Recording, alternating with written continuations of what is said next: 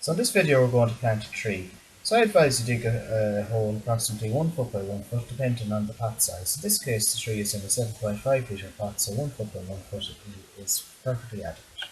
So the tree we're going to plant today is an Alder, also known as an Italian Alder.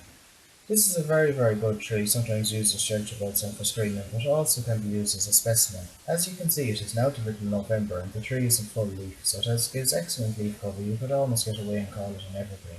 After the leaf falls is followed by a yellow catkins. So when planting a tree of this size, I'd always advise that you use a 4 to 5 foot stake to keep the tree upright in the hole. As you can see, always drive the stake on the side of the prevailing wind so that the tree pulls against the stake rather than pushes into the stake. This will prevent the tree chafing against the stake. So after you have the hole dug and the stake driven, it is now time to remove the pot from the tree.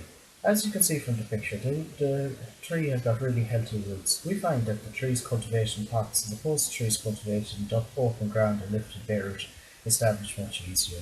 It stands to perfect logic. You just take the pot off the tree and the roots don't become disturbed at all, and the tree establishes much easier after this. So after that, after we have the stake driven and the hole dug, it's just a matter of standing the tree up in the hole. At this point it's very important to make sure that the tree is plumb in every direction. In other words, that you stand from every direction, you just that the tree is standing up straight in the hole. Now, when tying the tree to the stake, there is a very specific way of doing it. As you can see from the picture, we make a figure 8 with the strap. The smaller circle with the grooves is for the tree. These grooves allow the bark of the tree to breathe, and they also let the water flow down. The bigger circle is the circle which goes around the stake. If you find that when you tie the stake to the tree that the tie is falling on the stake because there's no branch in the tree to secure it, you can also put a nail on the bigger circle.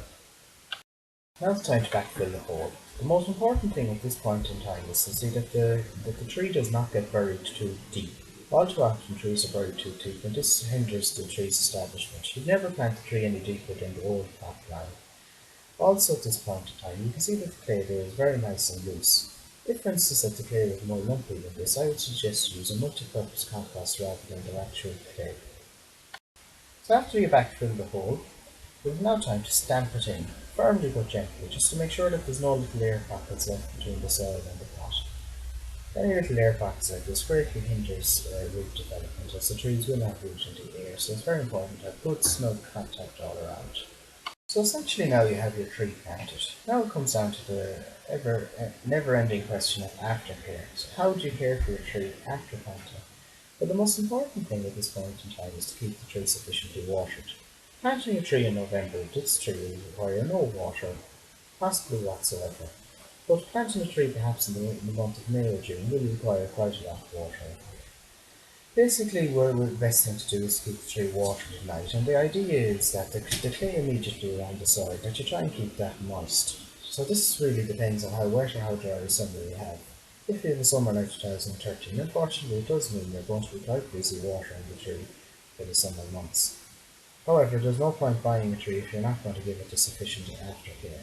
In terms of fertilizer, we recommend that the tree gets a small application of 7617 or a generatory instruct fertilizer in spring, and also that you maintain the tree's weeds. At this point in time now, it is very important to make sure that the tree doesn't get damaged by hares or rabbits or strimmers. We're going to discuss weed control in a later video.